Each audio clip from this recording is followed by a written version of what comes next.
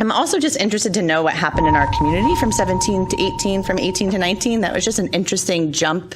I'm also just interested to know what happened in our community from 17 to 18, from 18 to 19. That was just an interesting jump. To improve performance. What is performance? I think simply it would be standardized test scores. That's the biggest barometer that's used. Okay, so when it comes to performance, it's academic performance. Academic performance, yeah. Okay, and there are other indicators. Like I said, the accountability index is made up of 12 indicators, so it's not just. People think it's just academic scores. It's not. There are social emotional learning components to that. There are. I purposely didn't bring all 12 because that would have been a whole other hour. I think for me it's frustrating because people are giving this a negative connotation and they're trying to say I think they're using it as like a political thing, like, oh, look who took over and now we're an alliance district and what are you going to do to get us out?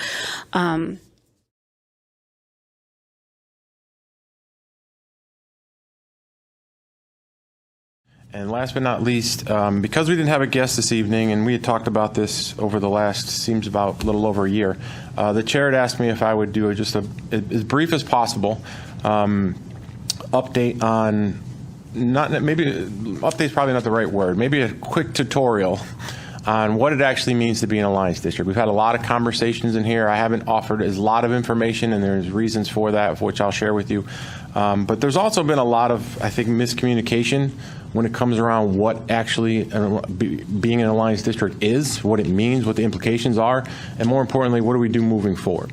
So I tried to put something together just briefly to not only for the 9 members of the board, but also for our 2 audience members and anybody who happens to be watching at home, because I know our staff watch this and they have some questions as well.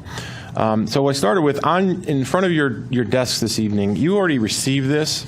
But Kathy put an extra copy in front of you, and I sent it to the board electronically a while back. That's as an alliance district, your superintendent becomes a member of the CAPS Alliance Committee, of which I am one. It's a little bit dated. This was sent to me prior to our official, swearing in this past July of being an alliance network.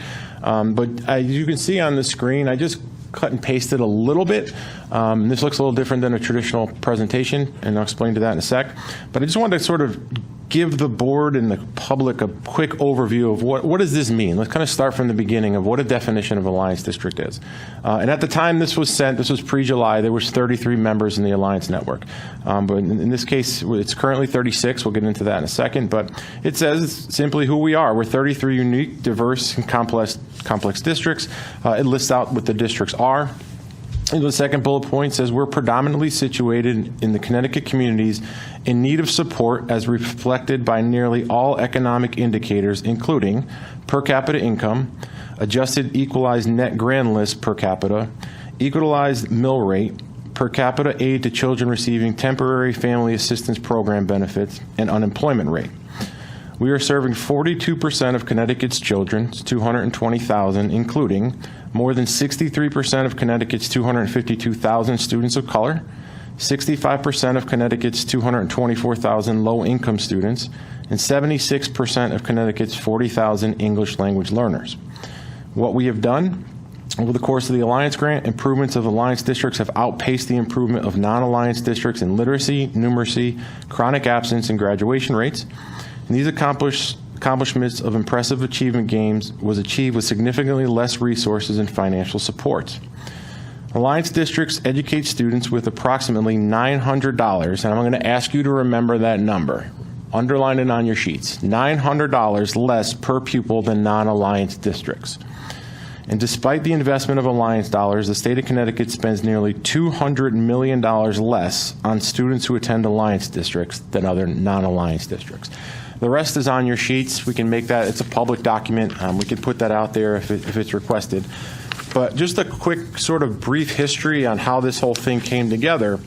Back in 2012 and 2013, the state of Connecticut essentially ranked through an accountability index. And when you talk about accountability index, there are 12 factors that make up an accountability index. People often think that accountability index is simply scores and performance. It's not. There are 12 different pillars, and economics is a vast majority of them. Back in 2012, when the state put together the accountability index for every district in the state, they then ranked, and some may look at whether it's top or bottom, depending upon how you look at it, but for the sake of this discussion, I'm going to say the top. The top 30 districts in need, based on the accountability index, were designated as the state's alliance network. And when you're in that alliance network, there are certain resources that those alliance districts receive for that reason, and we'll get into that in specific. When the network was created, it was done so with a 5-year commitment. So there's a 5-year revaluation process for those 30 districts. In 2017, 2018, the revaluation was up. Now there's an opportunity for districts that were in that original 30 that can graduate out. But in 2017 and 2018, the network went from 30 districts to 33. Again, the revaluation process is 5 years. That happened in 2022. And again, the same opportunity for districts to graduate out was made available. But in 2022, the network went from originally 30 to 33 and now sits at 36. One of the misconceptions that we've heard a lot about, whether it's in this room, whether it's in communications sent to board members or people that are sitting in these chairs on other nights, was that this was sudden. This was something that just happened overnight. The reality is, when the original accountability index was created in 2012, had the state not just taken the top 30 and opted to take the top 35, we would have been an alliance district 11 years ago. And what that would have meant was not only would we have been named an alliance district 11 years ago, you would have received probably $20 million in additional aid during that 11-year period. The reality is we just didn't make the cut as it was determined at the time. The first cut was 30, got extended to 33, made it to 36. That's when we got in. I'm not making this up. I know there are some who are probably typing away right now saying, I don't believe them. That's fine. As I was putting this together, I was planning on putting a presentation together, not as nice as John Daig, but something that sort of articulated what the point I was trying to get across. And as I was going through the data actually, I believe, explained this history and how we got to this point and what we need to do moving forward better than I can articulate in a slide with a nice looking picture on it. So all I did, and Mrs. Pickett, you're probably familiar with this because of your professional capacity, was this is all public data. So all I did was I went to EdSite, and you guys are familiar a bit with EdSite. That's the presentation I gave months ago with our students of high needs, and it had the cool little bubbles and showed all the data that we had per school. There's a function on EdSite that allows you to take that data and export it right into Excel. So that's exactly what I did. So you're not getting anything pretty. You're getting numbers exported directly from Excel onto the screen, and the only thing I added was a couple of colors. So when you look at the accountability index, something that you're all familiar with is who are we? Sort of how it starts on that form in front of you is identifying who the districts are, but we have to identify who are our kids, what makes up our kids. And one of the most biggest contributing factor is the percentage of our students that have what's classified as high needs. We've talked about this before. We'll get into a little bit more detail in a sec. But I wanted to articulate for the board, one of the things in EdSite, and there's a little disclaimer, if you're familiar with EdSite, there are some things that aren't necessarily consistent when it comes back to how many years you can go back per what you're looking for. So in this case, just looking at the percentage of students of high needs for Enfield, I was able to go back to 2006 and 2007. That's the most historical data I can get. So I threw it on there for you. So if you look back in 2006, 07, you could see that's our population. These are the amount of kids that were classified as high needs. And I'll give you a reminder as we get, there's 3 components that make up kids with high needs: free and reduced lunch, special education, and English language learners. But in 2006-2007, we had 32% of our students that were classified as having high needs. Where I added colors was in 2012 and 13, because as I mentioned earlier, that was the creation of the Alliance Network. So where did we stand when it came to our students with high needs when the Alliance Network was created? Well, as you can see, we were at 43%. So we weren't quite 50, but we were getting there. I added another couple of colors along the line. You see this orange-looking color here. That coincides with the second time that the revaluation came through, that 5-year look back. Coincidentally, that was also the first year I took this job, so I knew what I was getting into. But you could see we were hovering around that 50% line during the second time. And again, we still didn't make the Alliance Network because they didn't expand. But I also wanted to make sure that I highlighted 2018 and 2019. And that's the one in yellow because that was the first year that we crossed that threshold of being over 50%. Of being 53% of our kids qualified, not by my definition, not by your definition, not by Andy's or Kathy's or anybody's in this room. This is defined by the State Department of Education. This is not our data. I took this from EdSite, downloaded it to Excel, and it's sitting up on your screen. Just want to make sure I'm clear if I haven't said that earlier. And then obviously looking at the current year data, this is one data set in EdSite that they do have current school year numbers in. So that's the line that's in green, so you can see that's current year. As you can see, we're at 55% of students in high needs. There's a bit of an asterisk that has to go into this number. And as we drill down a little bit into those three components, I'll explain why. But in reality, where we sit now, you can look back from when the Alliance Network was created to today. We've gone from 43% to 55% of our kids qualifying or being defined as having high needs. What's in that number? The biggest component is free and reduced lunch. So just like I did with the high needs percentage, I was able to go all the way back to 2006, 2007. As you can see, our percentage of students who received free and reduced lunch was 23%. I know from historical perspective that we crossed over that 20%. I believe it was in 2004 because actually Andy was responsible to report those numbers to me from JFK and I had to do the district number at the time. So I remember that being a big deal in 2004 when we finally crossed over to 20%. But if you look at where we stood in 2012 and 2013, we're at 35% free and reduced lunch. Again, that 5-year look back. If you look back after that 5 years, we went from 35. The next go around, we were at 39. I highlighted 18 and 19 again because you saw earlier that we went over that 50% threshold. There was a significant jump in students who received free and reduced lunch in 2018, 2019, as you could see, going up from 39% to 46%. It's a pretty dramatic increase in one particular year. The last 3 years in yellow, this is the grain of salt. This is the information that we have on record, including this current fiscal year. But as all of you know, in order to get this figure, it requires families to complete our free and reduced lunch forms. And there's one thing that we haven't done for the last 3 years because of COVID, is we haven't charged for lunch. Now, the board graciously has been funding until the state kicked in for the remainder of this school year.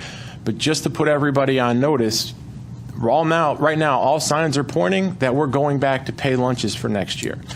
What this is skews the figures a bit is, again, we are still required to ask families to fill out the forms. But there is no incentive for a family to, and believe me, there's a lot that goes into asking somebody to fill out a free and reduced lunch form. There's also a pride factor in that. So when we do require that of families, we make sure we do it in a humane way. We don't have you come into the cafeteria and fill out a form for your kid. We do that out in central office. We try to be accommodating.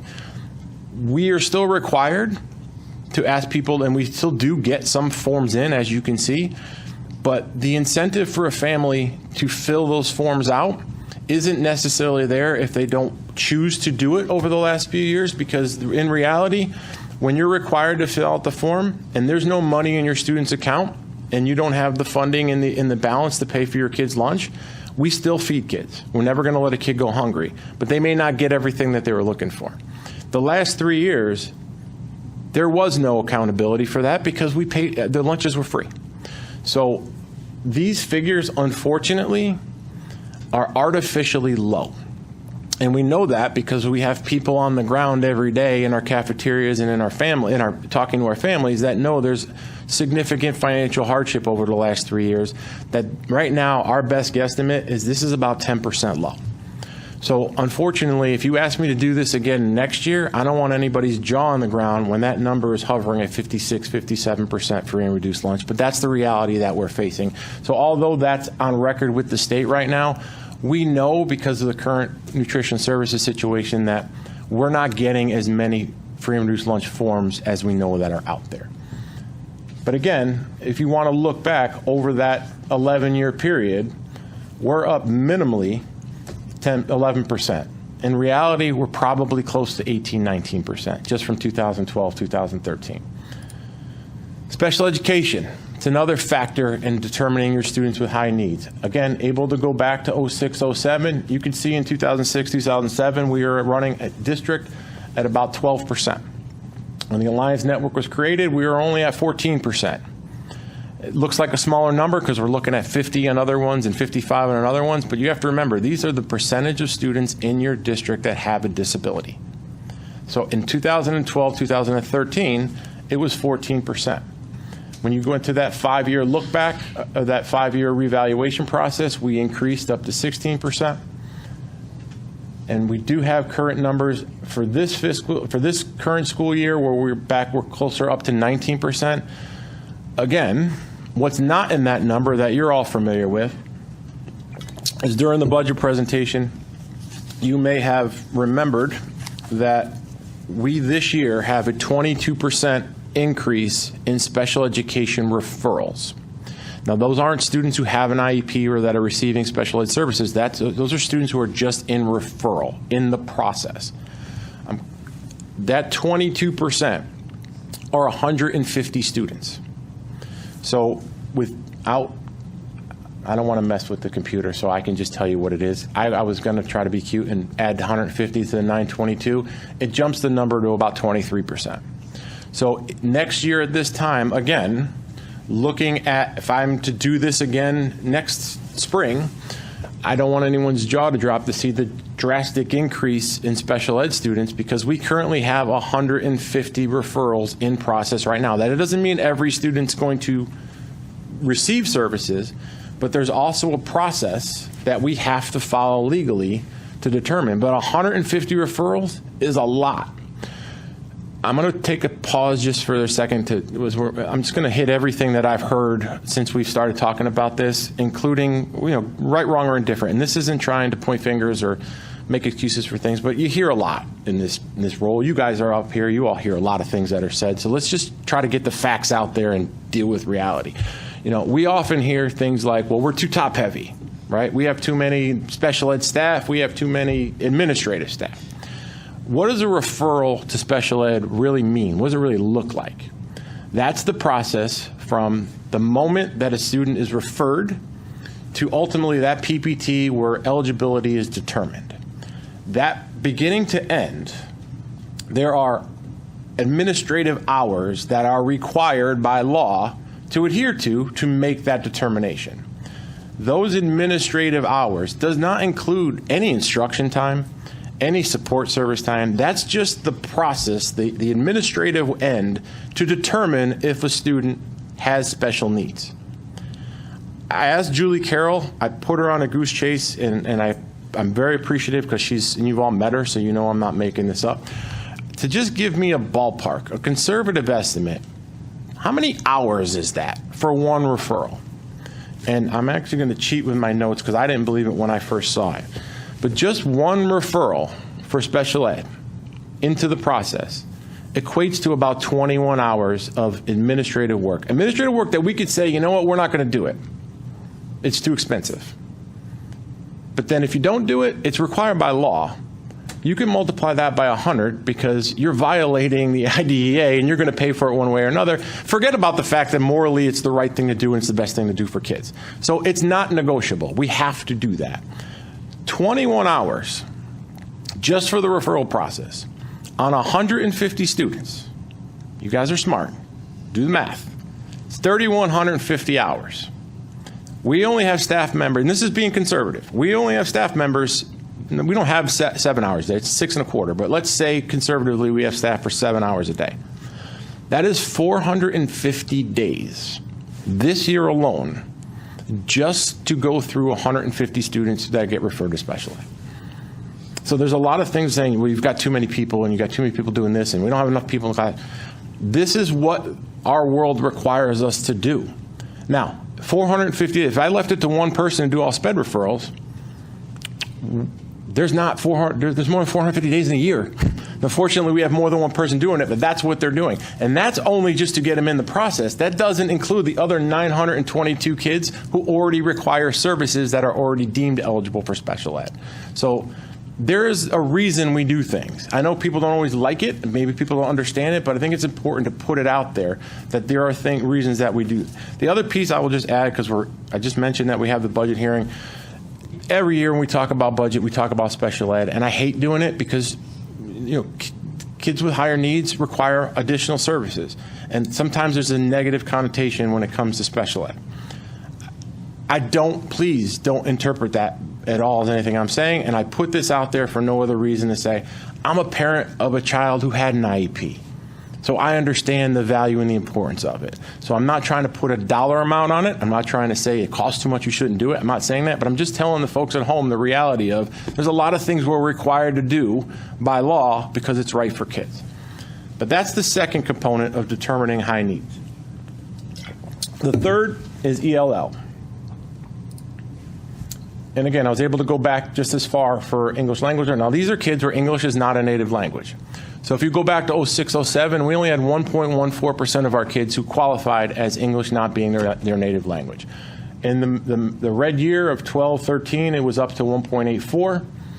The 5-year revaluation, we were almost at 2.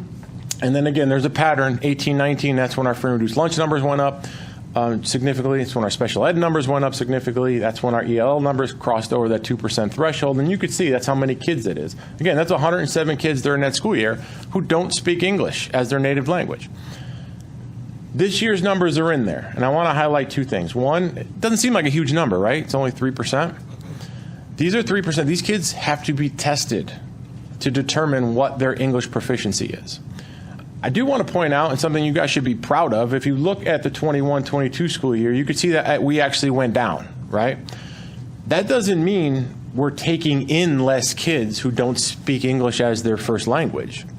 That means of those 170 kids, we've had time to work with them.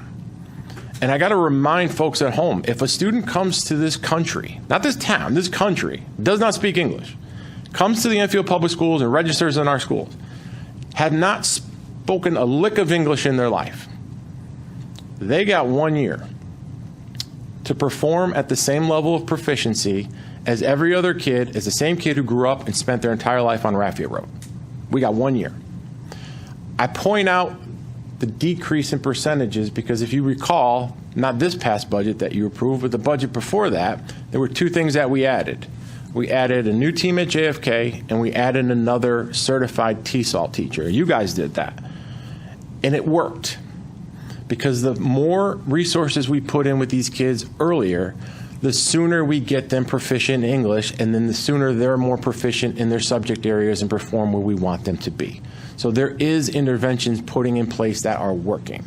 But again, if you look back from 2012 to 13, our number of students who speak English as a second language have almost doubled. That's what the numbers are. What does all of this mean? Why are we an alliance district? I already told you we were 35th 11 years ago. But where do we stack up with everybody else? So I'm taking just the current year's data for percentages back to the total of percentage of students of high need. Where do we rank with everybody else that's in our network now? These are our peers. State of Connecticut is telling you don't compare yourself to your neighbor. You compare yourself to these peers based on the criteria and the accountability index that you match up with.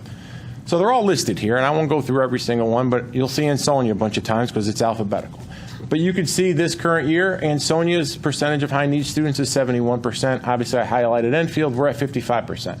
You can see there are some districts already just on this one page that are lower than us. Oh, it's backwards. I'm used to a Mac. They're all listed on here. I can give it to you if you'd like. But just to put in perspective, in this current school year, the average percentage of high needs in the Alliance Network is 68%. The highest is 91. The lowest is 52. We're at 55. So this perception that this happened overnight, that we don't belong, We are currently 3 percentage points higher than the lowest in the network. We are higher than some other districts that have been in the Alliance Network since its inception. This is where we are. This is who we are. And we have been for quite some time. We just didn't make the first or the second cut. And I don't want to give some false impression to the community that in 2022, everything went to hell and all of a sudden we're stuck in the Alliance Network. We should have been there 11 years ago. And I can show you. This is just a percentage of high needs. Some may ask, well, where did the other districts stack up over that period of time, those 2 check-in years, like 2012 and 2017-18? So I was able to, again, I just exported this from EdSite. I was able to go through each district and show those 2 years. And it's pretty lengthy because there's 36 of them in here. But I'll just jump to the meat of it. In 2012, 2013, where did we stack up at that point in time? Well, the average percentage of students for high needs in an Alliance district was 56%. The highest was 87%. The lowest was 40%. In 2012 and 2013, we weren't the lowest percentage of students high needs in that district of 36, but we weren't in. We were at 43. We were 3 percentage points higher. We had 3% of our kids had higher needs than somebody else that was actually in the network, and we weren't. I don't know the answer why. I don't have the exact formula as to why they chose the first 30, the next 3, and then ultimately the last 6, or the last 3. But for some to say this just happened overnight, in reality, you should have been there 11 years ago, and your needs were higher than districts that were actually in. Kicking down to the 5-year look back, the average high needs in 17-18 was 61, and you could see, guys, it's going up. The highest was 86, the lowest was 45. We were at 47 during that school year. So again, it's not like something just drastically happened overnight. We qualified at every phase of this process. For whatever reason, we just weren't let in. I also was able to do that because one of the biggest indicators, and I thought it was a good data to show, and I got a little crazy getting in the weeds with some of this stuff, was what did free and reduced lunch look like in that same format? So again, I don't want to pick on Ansonia, they just happen to be first. The other thing I will say, if you look at this, I don't know what happened in 2012 in Bridgeport. There's no information in there, so I just pull it out and I made sure I divided correctly. But using that same formula, except when it comes to free and reduced, where did we stand with our peers during this time frame? Well, the average free and reduced lunch percentage in 2012 and 13 was 55%, and these are Alliance districts only. These are the 36. The highest was 86, the lowest was 34. We were at 35. So we were right in line. We were higher than, we would not have been the lowest free and reduced lunch district in the Alliance network if we were in at that time. Fast forward 5 years, the average was 56, the highest was 83, lowest is 37, and there we are at 39. So we line up. We are actually higher than some of the districts that were actually in the Alliance network. The difference was we weren't named, and we didn't get any resources for that. What does this all mean? I think that's the part that people are asking. There are 3 ways you got to look at this. At least I do. And I do because I've had in-depth conversations with the state of Connecticut about this designation. And this is a visual, so you got to look at me. Sorry. We've already, is it unreasonable? And it's not a quiz, but you just nod your head. You're all reasonable people, right? So is it unreasonable to think that students that have higher needs would require more resources? Is that fair? That general consensus, that's fair. Okay. So if your needs are here and you know your resources, the needs are somewhere around here, you would expect that third bucket of your performance to be somewhere in that area, right? That's fair? Okay. Remember the number I told you we started with? 900. This is what we spend. Now, disclaimer, EdSite only puts per pupil expenditure. It's only up to date for 20 to 21. So all this information that I've showed you that's current year, that's not available at the time. This is what each Alliance district spends per pupil in the year 2020-2021. Just cut to the chase. The average Alliance district per pupil expenditure is $18,682. The average per pupil expenditure for the state of Connecticut is $19,134. And the Enfield Public Schools per pupil expenditure during that time frame was $16,601.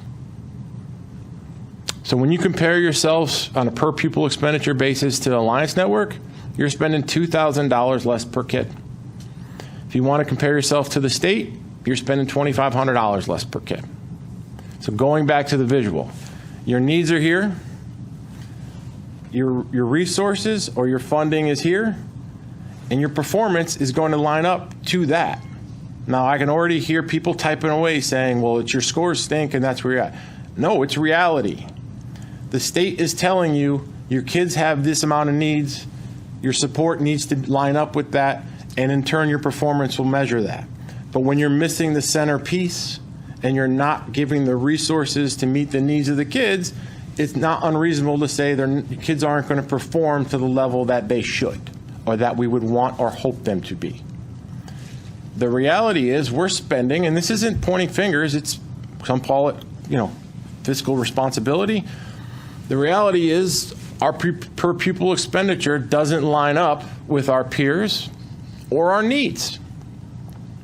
And in turn, our performance isn't where we would like it to be. No one's shying away from that, especially the state of Connecticut. When you get named as an Alliance network, this is their data. It's not mine. They give this back to us through EdSite. When you get named as an Alliance network, it is a recognition that your resources aren't lining up with your needs, and in turn, your performance isn't where they want it. So the creation of what's called an Alliance grant is meant as state intervention to give you additional resources to match the needs of your kids to increase performance. Now, there are a lot of ways the state can intervene with local boards of education. They can replace all 9 of you. They can replace me. They can replace him. They can't replace all our staff members. They're not doing that. What they're saying is your needs are here, your performance is here, your funding is here. Does anybody in their right mind believe the state of Connecticut is going to give you guys money because they like you? If they do, there's a bridge in Brooklyn I can sell you.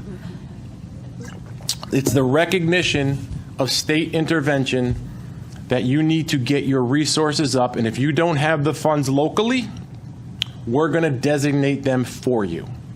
So how this works on an Alliance grant is we're all familiar with the educational cost sharing, the ECS calculation. The town gets $28 million from the state of Connecticut for ECS, right? We're all familiar with that. The state's not giving money on top of that. What the state is doing, the way the format works now, is we approach the town council for a budget, the town council adopts a budget, and the town gets reimbursed that $28 million to offset what they're giving the Enfield Board of Education for their spending plan. That $28 million doesn't change when you're an Alliance district.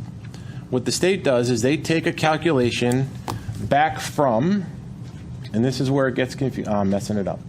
The origin, 2012, what your ECS funding was then, and then in theory, what your ECS funding was in 2022, that delta, that difference, becomes your Alliance grant. That Alliance grant, instead of getting sent as part of the $28 million to the town, whatever that dollar amount, in our case it was $1.4 million.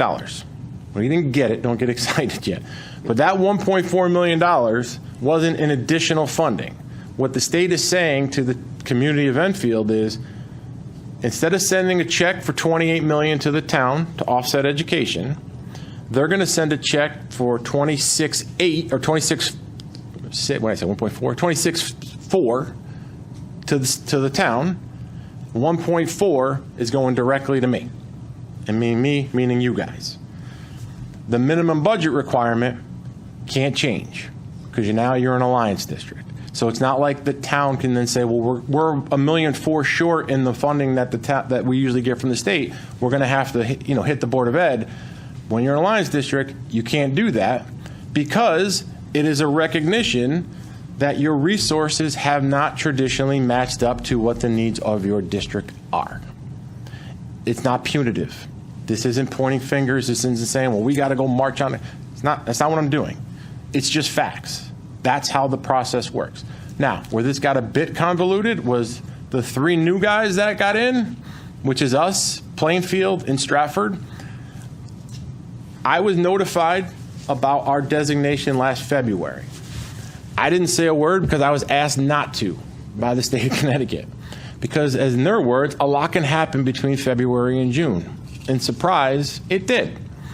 When they share that number with me and they share that this should take place effective July 1, it's all contingent upon the legislative process working itself out. What ended up happening was there's only one pool of money to do this. And there were some districts where at a time they thought we're going to graduate out, but upon further reflection, they didn't. And to be fair, because at some day this is going to be us, that in the event a district were to graduate out, the reason, the most justifiable reason to why that district was in a position to graduate out is because they received an increase in resources. It's counterproductive to tell those 3 districts that were getting out, congratulations, you're graduating, we're taking all your dough away. And then what's going to happen to those 3 districts? They're going to be in the same boat they were that got them in. So this process was expedited because it was a short year. So the network got expanded to 36 districts. And the 3 new districts that got in, instead of our look back being 10 years, our look back was only 1. With a 1-year look back, as most of you know, ECS funding from 22 to 23 was flat funded. So when you do a 1-year look back and your funding is flat, there's no alliance grant. Now, something that's happened in this chamber more than once, there was an audience member said, and I think she kind of pointed at me instead of saying him, but said, well, he needs to come up with a plan now. Person was 100% right. When you receive an alliance grant, part of the accountability is I'm responsible to tell the state of Connecticut what I'm going to do with that money and get that plan has to be approved. But during this conversation in the summer, as opposed to February when I was first notified, it was the uncomfortable meaning of change of plans. There's not a grant this year. I had a Jerry Maguire moment when we discussed our plan. Show me the money. Because the legislation clearly says that my plan is contingent upon receiving a grant. If I'm not receiving a grant, I'm not giving you a plan. Now, as the 9 of you and community members at home, please understand, we were prepared. We have a plan. Michelle Middleton and I and Andy have put together a plan. It's pretty comprehensive. But I didn't give it to them because we didn't get a grant. Now, the good news is, and again, I'm not going to believe this until it's signed, but all indications are pointing that this is going to be rectified for the next fiscal year. But just like my Jerry Maguire moment last summer, I'm going to just remind everybody, show me the money first. When the check clears, it's like one of those movies with a ransom, like you wait for the wire transfer to go through before you release the hostage. Once the wire transfer comes through, we'll give them the plan. Ms. Pickett, I'm going to eliminate a question you have right now. The answer is yes and no. Yes, you will see the plan, but no, you will not see it first, and you will not have input on it. Because the plan has to get approval from the Commissioner of Education before. So I'm not going to send a plan to you guys and say, what do you think, knowing that it could get rejected from the Commissioner's office. So the plan gets submitted to the Commissioner adopts it, there's feedback on both sides. When the plan is finalized, it then becomes to you, and then ultimately becomes a public document. The current plans in other 36 districts are readily available for people to see if they wish to do so. So the formula is out there. All that said, this isn't, I hope, I've just tried to take some of the questions, comments, misconceptions about this process and address them head on. Like, this is what it is. I understand people may not like it. I understand that people may not be supportive of it, but we all have to be starting on the same level. We all have to be dealing with the same set of facts. The last question that I've heard a lot, especially recently, is, well, what do we got to do to get off? We need to get off right away. So it would be disingenuous of me to say anything but what I'm about to say that some of you may not like. It's going to take at least 5 years. Because when you're on for 5 years. Now, there's going to be some smart person in the audience going to say, well, you've been on a year. Aren't we talking about 4? Go back to Jerry Maguire. My clock's not starting till you show me the money. So we're not getting off for 5 years. And realistically, folks, we started with the history of the Alliance Network. There's 36 districts in it now. Not one district has graduated yet. So I don't want to set false pretenses that we're going to get out. Even if we overperform whatever our plan says it's going to be, we're still not getting out. But with any luck, we'll get additional resources and money for being in the network. So that said, I think that's everything I wanted to cover. I apologize for just throwing spreadsheets at you, but I just thought the numbers spoke a lot better than anything I could have put together in a nice prepackaged format. Madam Chair, that concludes the superintendent's report, but I think it's appropriate, since this is a lot to take in. If you do have questions, I'd be more than happy to try to answer them for you. Mr. Unghire?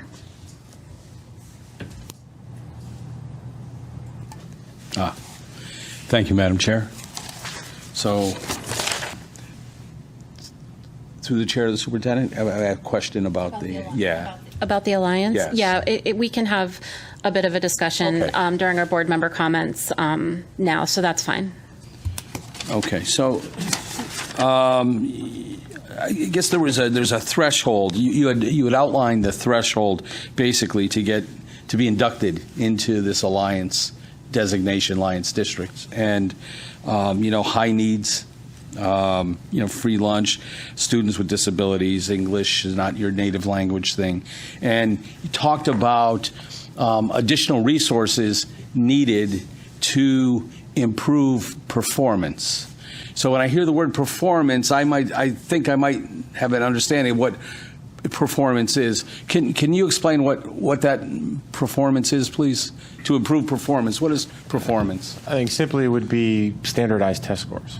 That's the biggest barometer that's used. Okay, so when it comes to performance, it's an academic performance. Academic performance, yeah. Okay, and there are other indicators. Like I said, the accountability index is made up of 12 indicators, so it's not just. People think it's just academic scores. It's not. There are social emotional learning components to that. There are. I purposely didn't bring all 12 because that would have been a whole other hour. Attendance, chronic absenteeism is an indicator. So it's not just academics, but when I was referencing performance, I could speak for myself. I was referencing academic performance as determined by standardized testing, as sort of the presentation that Ms. Middleton had given a few weeks back. okay, so I just want to be sure we had an understanding there. So, okay, so academics is a metric in this. Okay, Absolutely. Academics is a metric. Absenteeism is a metric. right. Graduation rates are metrics. Okay, that was my question. Thank you. And I will end with just a couple comments, Chris, on your presentation. Nothing for you to answer. Actually, I appreciate that you shared this. You know how much I love EdSite. You could have navigated that whole presentation right through EdSite. You didn't even need to download and export, but it's okay. Last time I tried to do that, I almost gave Alex a panic attack. No worries, no worries. But you are right. Now I want to know that plan and that kind of comprehensive strategic plan to really improve our outcomes. And I want to remind you that I said I wanted a greedy budget because I know that we are not matching our supports to the need. And so I think it's really important for the public and everybody to understand the reality of the impact of Board of Ed and Town Council decisions on this trajectory, how our schools are broken up, supports like our support for English language learner interventions, and funding of our programs and our budget is impacted by decisions that our board and our town council make. So Mr. Unghire, you just mentioned how important it is to have majority around how policies get passed and such as that. So just a real plea to our community to really think about decisions that are made and how folks can support our district moving in a better direction. The other piece is there is a reality of ownership on district leadership. So we have to be thinking about our curriculum, how we're supporting our staff, our strategic planning. And I am very concerned about our special education number and how our multi-tiered systems of support and tier 1 curriculum and instructional supports are addressing these disproportionate special ed data. I'm also just interested to know what happened in our community from 17 to 18, from 18 to 19. That was just an interesting jump across the board. And I wonder if maybe there's more of a historical thing that happened that like made impact like a few years later. I'm newer to the community, so I'm not exactly sure maybe what happened there, but it's just interesting to see what a spike happened between those 2 years. So thank you again, Mr. Drezek, for that informative presentation. I'm excited to hear about the plans ahead and pleading to those to think about how we support our schools. Mr. Ryder? So I have a point of clarification, not specifically a question through the chair of the superintendent, but if I understand something correctly or if I understand something incorrectly, please let me know. So basically, Enfield spends approximately $16,600 per student. In the Alliance District, they spend approximately $18,600 per student, which is a difference of $2,000 per student, and that's still below the Connecticut average of $19,134. But our Alliance District entry didn't come with gifts and prizes behind door number 2. We just got on the list, but it didn't come with a financial benefit other than approximately, say, 1.5 out of the $28 million we're going to get from the town. We would get some of that directly from the state versus it going to the town and then to us. But we're still getting the same $28 million, give or take. But that still doesn't get our 16.6 to 18.6 or to 19.1. And obviously only, percentage of increases year after year after year would eventually get you there, but by then those averages are going to go up as well. So just trying to get 16.6 to 18.6 to put us in the Alliance ballpark, that's approximately $4.5 million. If you take approximately 5,000 children, and in your notes it said that the Alliance District pretty much gives another, say, $900 per student. So $5,000 times 9. That's actually on average the Alliance network. So that remember this data that's up there is 2021. Yep. The letter was from 21-22, and that letter highlighted that the average Alliance, the delta between the state per pupil and the Alliance district. So that 19.1 and that 18.6 is kind of was 900. It grifted to about $900 less last year for Alliance network. Oh, okay. So yeah, that's, so there's not additional $900 right. So being an Alliance District right now on paper, but not with a check, and you said that may or may not change in the future. We don't know when that will change, but do we know historically what the other districts received? Was it an average of $900 per student over what they were getting prior to that? I'm just trying to figure out, like, how do we get from 16.6 even to 18? Like, I mean, we're never going to go to the town council as a nine-sum and say we need to increase our budget this year $10 million. But that's basically, that's how we get to 18.6. From 16.6 with 5,000 students is we would need an extra $4.5 million just to get the Alliance average, let alone the state average. So I don't know. Yeah, I think there's a question in there somewhere. So again, part of going back to one of those things that we hear a lot about as far there is a mouse. Oh my God. Yeah. Oh my Lord. Yeah, there's one. Oh, look at a little guy. Yes, mouse Yeah. underneath that TV. Sorry. He's here for the $4.5 million that I'm talking about. Grab the mouse. So I apologize, whoever doubted you, sir. There is an actual mouse. Oh, there he is. Oh, sorry. He's okay. He's fine. He's Yeah. Okay. Yeah, I don't know how to follow that. So one of the things that the reason I thought it was important to mention about, when are we going to get off? We're going to get off next year. There's a reason this is a 5-year plan. I don't think there's an expectation from anyone that you're going to close that gap overnight. Certainly wouldn't be from me, and I don't believe that there's from the state. But what you had mentioned with your understanding of the fiscal situation is correct. So yeah, it would be a large influx of money to get us to that ballpark of where the other districts are. Now, the downside of that is that while we would try to close that gap, but the other districts are still moving as well. Right. So some of those protections that are built in there, one of the benefits of being an alliance district, and again, it comes across as being a negative. I'll be honest, there's a lot of communities that the boards and the councils don't necessarily get along or see eye to eye. So there's protections built in there to say something like the minimum budget requirement. You can't spend less on education than you did in the previous fiscal year. And we haven't had that problem here. But there are some communities that do. The way the minimum budget requirement, as the legislation sits now, is whatever your ECS increase is, it has to be a minimum of that. So you guys remember getting, additional funding mid-year over the past couple of years of $400,000. That was, we're going to give you, flat fund you, and if we get additional money from the state, we're going to give it to you. So the council honored that, but that's where those figures had come in. I think it's a combination of everything. There's the carve out of ECS that comes directly to us does not allow that floor to go any lower. So that helps start to bridge that gap a bit. So we're essentially getting an additional $1.5 million, even though, but the town is ultimately going to pay for it because they're going to have to make up that gap. There is a lot of proposed changes to the way education funding is perceived in the state of Connecticut. Right now, ECS is not fully funded at the state level, and either is excess cost. We got a memo today that there's still some confusion on what the excess cost calculation is for this year, and they just cleared it up.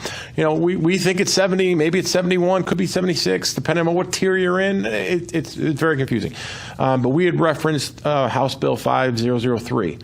And there is a plan at the state level to start fully funding public education come 2028. What 5003 does is that expedites that to 2025. What that means for us is it could be significant and game-changing for us because not only does it increase our funding to where it should be in 2028 and 2025, at the same time what happens in 2025 is all of the COVID money goes away. So we're fortunate that we were able to manage that and stretch it a little bit longer. Other districts didn't. So that funding is drying up. The other gap that'll allow is it takes away the local board's responsibility for paying magnet school tuition. So in our case, there's an extra $1 million on the table that we don't pay to send kids to magnet schools that the state will now cover. So there are, I don't want this to be all doom and gloom. There are opportunities for it, but I think we all need to start on the same page with the same facts. This isn't what some people think it is. This isn't somebody's fault. This is who we are and what our community has become when it comes to needs of kids and the financial resources we give them. I left one thing out when it dawned on me after you guys were talking. We often talk about the needs of our kids and not maybe meeting the resources to meet the needs of our kids. You can't forget our staff. Oftentimes I've heard this, like, well, you better get new teachers because your scores aren't good. Think about what we're doing to staff. We're asking staff, we're not giving staff the resources they need to meet the kids that they're teaching, but we still have the same expectations that they're going to outperform what we think they should be. It's not fair. It's not reality. But to go back to your question, Mr. Router, yes, it would be a large sum of money to catch up. There are other mechanisms, but part of that is a reliance from the state back to us, to the community, to say, you're behind. We're going to give you some, but there's an expectation that you have to, and we're going to put some guardrails so that you can't, rob Peter to pay Paul to not give the district the money that they need. I think that answered. Sorry, the mouse messed me up. I just wanted to talk a little bit about, Mr. Drezek, your alliance presentation. If any of you have questions or comments based off of what I'm saying, please just let me know and we can get into that discussion. I just wanted to clarify something. When we found out we were an alliance district, we found out our funding was based on the prior year's budget, correct? Correct. And because our prior year budget was flat funded, we didn't get any. Yes. Okay. I think what's interesting, and I remember prior to even me being on the board, there was talk of us about the potential move into an alliance district. that wasn't new to me. I hadn't heard it in a while, but that wasn't new to me back in those budget discussions where there were 5 items on a budget sheet and then a list of cuts 10 pages long behind it. So that term wasn't necessarily new to me.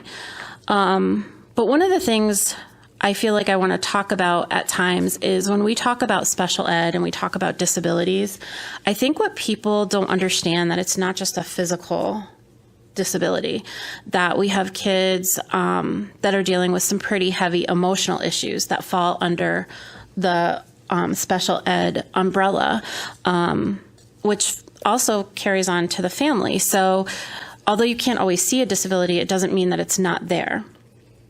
When we did the pre-K through 5 tours of the buildings, Councilman Santinella did a presentation, and he did a presentation of like per pupil spending over a course of years. And it seems like we've only gone up over 10, 12 years, about $3,000.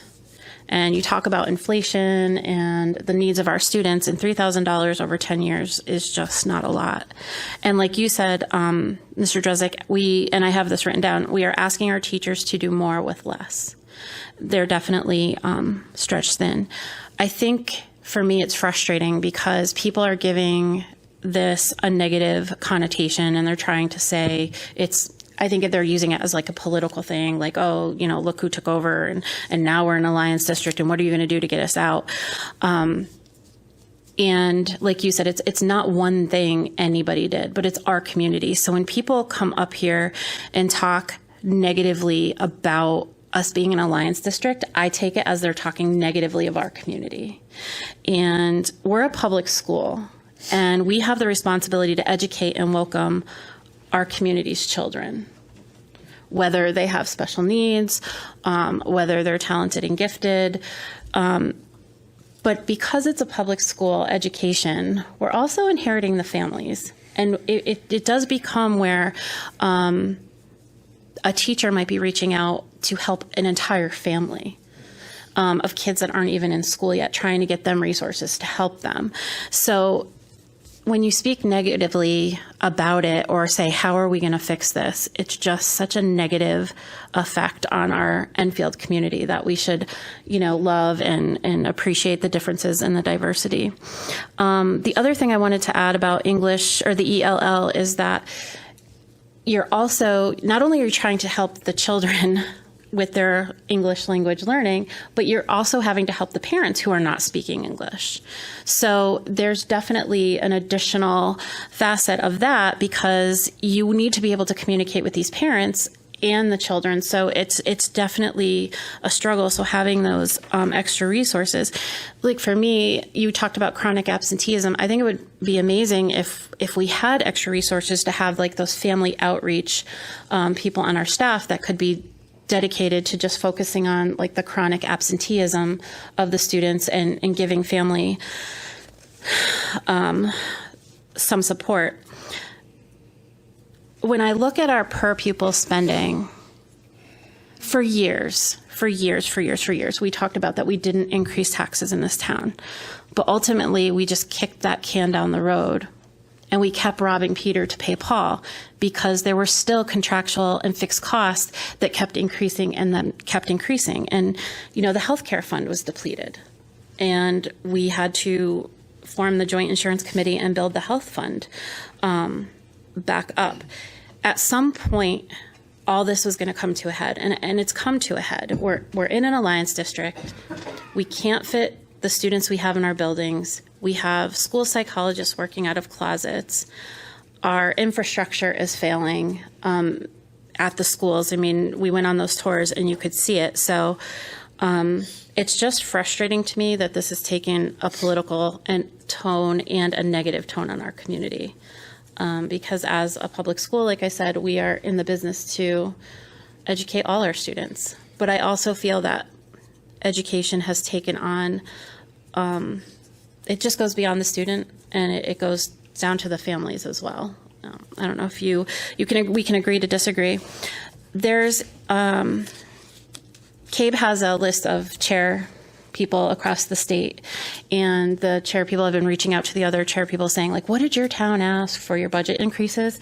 So the few chairs that responded, these were some of the budget increases. I'm not going to say what town because I don't want to, and some of them have been like negotiated lower between a town council, and some of them have first selectmen.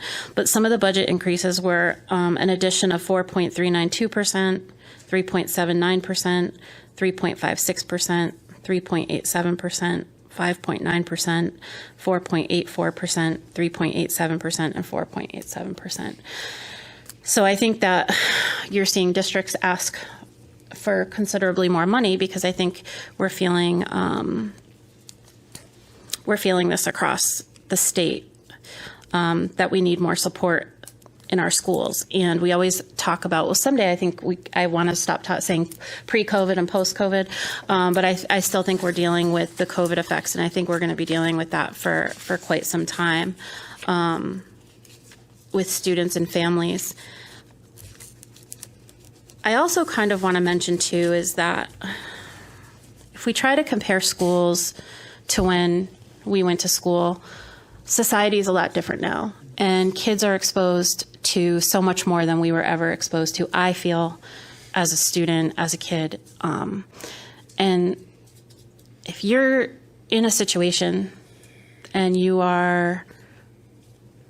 don't know where you're going to live from the night to night, and you don't know if you're going to have dinner that night, and then you have to come in the next day and perform to the standard of a student who goes home every night and has a square meal waiting for them on the table and a good family support system,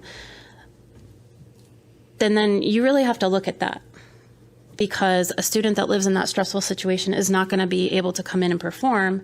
And then you have the teachers who understand that student's living situation and wants to help them. So again, we're asking those teachers to do more with less. When I was on the Gridiron Club for Enfield High football, we would have team dinner once a week for the football players. And one time, the last year I was on, a student came to us and said, would you mind if you had extra dinner if I could bring something home to my mom and my brother?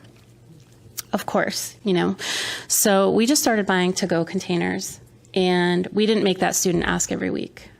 We just always told them, here's some extra for home, and more students did that. And I think that we really have to look at our community needs and understand our students. As Mr. Drezek has stated, as Ms. Middleton has stated, we really have to understand the students that attend our schools and really understand our Enfield community. So I just wanted to say that as far as us being in an alliance district and some people speaking so negatively or trying to place blame on that. I don't know if anybody else has anything to add to that, or Ms. Pickett? There's just one thing I want to clarify. Chris, I know you were saying it's not our data, but EdSite data is data that you report to the state that they just publicly share. So it is our data. It's just not ultimately, from our kids, they're our data, but I don't want to think of somebody I made this up. Perfect. This is what we report. We also get audited on the data that we send to the state, so it's not like I can just throw numbers in there. They're real numbers. They're That's real. all. I just wanted to reinforce they're real numbers. Yeah, I didn't make them up. That was my point. And Tina, I just wanted to thank you for truly stressing that we have to understand needs that we probably maybe don't know or don't experience ourselves. And that can sometimes be very hard to do. But the reality of who our district is and what the needs are and how we best support them. Okay, thank you.